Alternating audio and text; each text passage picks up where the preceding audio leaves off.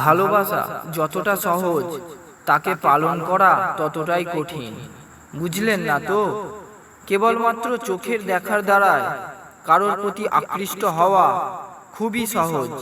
বাহ্যিক সৌন্দর্যের প্রতি আকৃষ্ট হওয়া সহজ, কিন্তু ভুল এবং ত্রুটি জানার পরেও কাউকে নিজের মনে স্থান দেওয়া, তার চরিত্রকে ভালোবাসা একটু কঠিন কাজ। সেই জন্য কাউকে ভালোবাসতে হলে তাকে মন থেকে ভালোবাসুন। মানুষ সর্বদা শব্দ দ্বারা কারোর না কারোর অনুভূতি জানার প্রচেষ্টা করতে থাকে।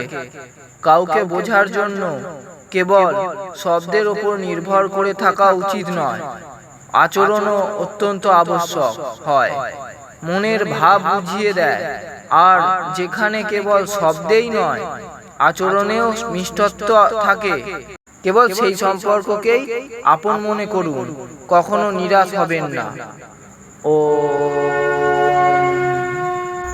মানুষের জীবনে কিছু সম্পর্ক হলো ঈশ্বরের দান, আর কিছু সম্পর্ক ভাগ্যের। কিন্তু কেউ আপনজন শুধু মুখে বললেই হয় না। সেই জন্য স্বার্থান্বে সেই সংসারে সবাই নিজের লাভ দেখে। তাহলে আপন আর পরের মধ্যে পার্থক্য কি করে করা যাবে? আমি বলছি, আপন কেবল সেই হয় যার সঙ্গে আপনি চিন্তা ভাবনা না করে কোনো কথা বলতে পারেন। সতর্ক না হয়ে যে ব্যক্তি আপনার সমালোচনা না করে, আপনার মূল্যায়ন না করে, আপনার কথার সারমর্ম, আপনার হৃদয়ের অনুভূতি বুঝবে, এই সংসারে কেবলমাত্র সেই আপনার আপনজন। সময়ের চক্র কখন বদলে যাবে তা কেউ জানে না। তাহলে কেন আমরা মনের মধ্যে ঈর্ষা, দ্বেষ, ক্রোধের মতন ভাবকে বাসা বাঁধতে দেই?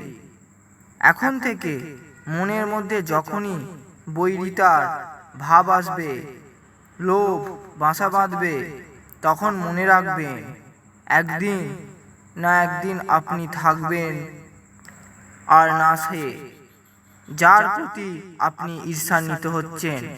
সেই জন্য মন কেবল ভক্তিতে আর প্রেমে সম্পন্ন করুন। যতটা জীবন আছে তা সুখের মধ্যে আর সন্তুষ্টির মধ্যে যাপন করুন।